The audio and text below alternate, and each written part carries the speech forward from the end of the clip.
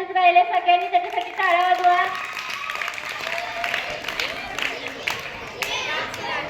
सावकाश सावकाश ball balance करून सावकाश.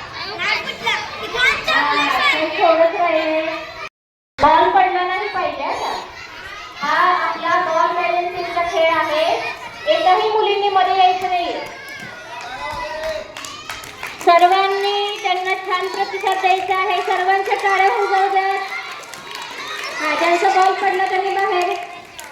बॉल पडू द्यायचा नाहीये.